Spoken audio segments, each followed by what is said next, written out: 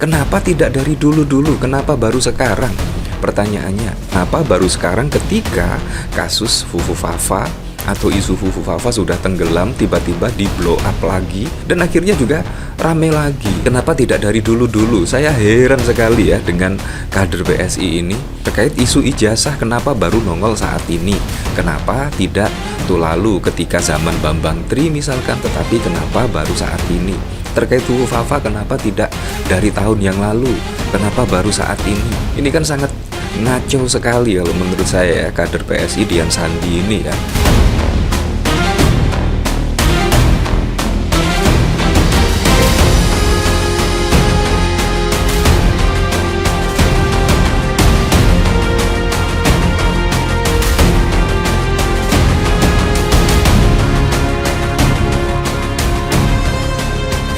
Nah, saya kira pertemuan Ibu Megawati dengan Gibran dan Pak Prabowo pada saat lalu itu akan membuat suasana semakin adem dan lain sebagainya. Ya, pada saat lalu bahkan juga dipuji-puji ya oleh pengamat politik, oleh pendukung siapapun lah, terkait pertemuan antara Ibu Megawati dengan Gibran khususnya, yaitu pada saat hari lahir Pancasila. Dan bahkan juga konon katanya dari Ahmad Muzani, Gibran dan Ibu Megawati juga terlihat ngobrol dan bahkan juga bercanda. Tetapi tidak menyurutkan setidaknya Forum Purnawirawan TNI menyurati MPR, DPR, DPD demi maksulkan Gibran. Nah, jadi pemaksulan Gibran ini tetap jalan terus. Walaupun sangat sulit sekali ya kalau kita lihat ya, apalagi koalisi Merah Putih itu rata-rata pendukung Pak Prabowo dan Gibran. Hanya tersisa PDIP, Partai Umat, dan beberapa partai lainnya. Tetapi partai-partai besar lainnya itu mendukung pemerintahan Pak Prabowo Gibran. Apakah bisa kira-kira? Itu Forum Purnawirawan TNI surati DPR dan bahkan saat ini konon katanya sudah diterima oleh pimpinan DPR yaitu Puan Maharani. Apakah bisa? Menurut saya sangat sulit sekali untuk memaksulkan Gibran ya, sangat sulit sekali. Dan menurut saya yang paling relevan adalah ya 2029 ganti Wapres ya, kurang lebih seperti itulah 2029. Ini bahkan dikomentari oleh Husnul Khotimah. Sudah mulai, yuk jangan biarkan para purnawirawan TNI berjuang sendiri. Kita dukung dari sini.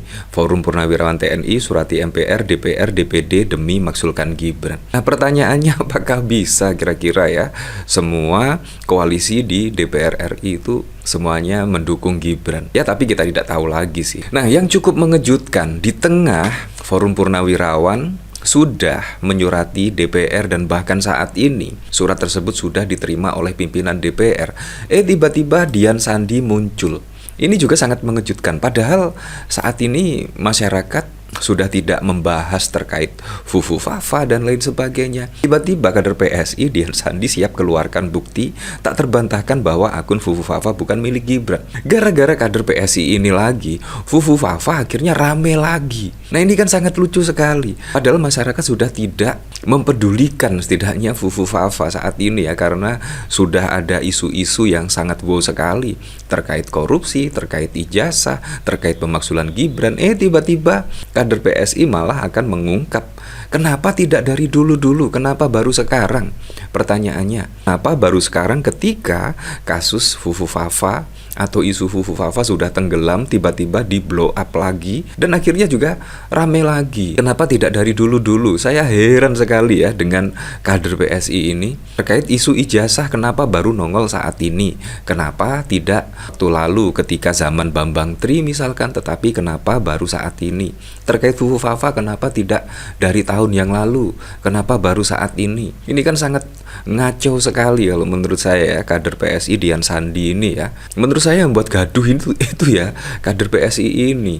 Dian Sandi ya pada saat lalu juga mengupload konon katanya ijazah asli dari Pak Jokowi dan akhirnya membuat Roy Suryo, Rismon itu meneliti setidaknya terkait ijazah tersebut dan akhirnya ada kejanggalan dan ya akhirnya isu ijazah Pak Jokowi itu dituduh palsu dan lain sebagainya, akhirnya juga membuat kegaduhan. Dan di sini lagi ketika Fufu Fafa sudah tenang, sudah tenggelam, tiba-tiba mau dikeluarkan bukti tak terbantahkan. Wah, bukti apa kira-kira? Nanti diteliti lagi malah kena sendiri kan juga sangat lucu sekali. Mending kader PSI ini diam saja lah, diam saja, tidak usah mencari panggung lah. Ini kan sangat wow sekali. Dari sini saya juga penasaran, kira-kira beritanya seperti apa ya? Politisi Partai Solidaritas Indonesia Dian Sandi menanggapi komentar warganet yang menyinggung soal dugaan keterkaitan akun Kaskus Fufafa dengan Wakil Presiden Gibran. Sandi awalnya menggugah pujian terhadap sikap Gibran saat bertemu dengan Jenderal Purnawirawan Trisutrisno. Seperti diketahui, Trisutrisno merupakan salah satu tokoh yang disebut merestui pemakzulan Gibran melalui jalur konstitusi. Sandi mengungkapkan sikap Gibran saat bertemu dengan Trisutrisno mirip dengan sikap ayahnya Jokowi ketika bertemu orang yang telah merendahkannya. Mas Wapres ini sudah terlatih sekali kalau soal cacian dan hinaan. Bahkan beliau bersalaman sambil menundukkan bahu dengan tokoh yang baru saja mendukung pemakzulan beliau. Belajar lebih dari cukup dari Pak Jokowi, tulis Dian Sandi dikutip Warta Kota dari akun X pribadinya pada 3 Juni. Pujian Dian Sandi terhadap Gibran menuai beragam respon. Sejumlah haters Gibran bahkan menyinggung soal akun Fufafa yang selama ini dituduhkan kepada sosok Gibran. Dian Sandi lantas merespon. Dia menyebut bahwa dirinya memiliki bukti kuat bahwa akun tersebut bukan milik Gibran, melainkan akun yang dibuat oleh pihak tertentu dengan tujuan untuk menjatuhkan nama Gibran. Pada waktunya nanti saya akan keluarkan bukti yang tidak terbantahkan bahwa akun itu ciptaan seorang yang sama sekali tidak ada kaitannya dengan Mas Gibran, ungkapnya. Nah, pertanyaannya, kalau misalkan akun Fufafa itu bukan milik Gibran, kenapa sampai saat ini juga masih aman-aman saja? Padahal kalau kita lihat pada saat lalu ya, ada mahasiswa ITB kalau tidak salah ya, membuat meme itu bahkan juga ditangkap. Nah, tetapi sangat aman sekali, sangat beda sekali dengan akun Fufafa ini. Sampai saat ini juga tidak terlihat siapa pemilik akun Fufafa. Bayangkan kalau kita lihat cacian-caciannya itu sangat wow sekali akun Fufafa ya. Cacian, hinaan kepada siapa? Ya kepada Pak Prabowo Subianto juga.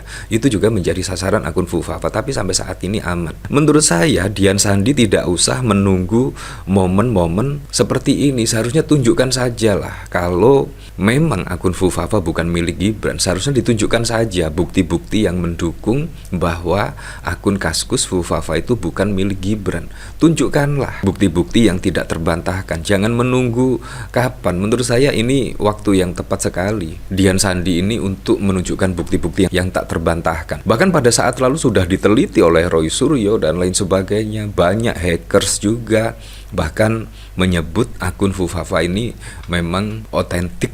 Wah, 99,99% konon katanya adalah milik Gibran Rakabuming Raka. Beberapa waktu lalu pasukan bawah tanah Jokowi mendatangi Barreskrim Mabes Polri untuk melaporkan pakar telematika Roy Suryo. Mereka tidak terima Roy Suryo mengaitkan akun Fufafa dengan cawapres terpilih Gibran Rakabuming Raka. Terkait laporan tersebut, Roy Suryo menanggapi santai.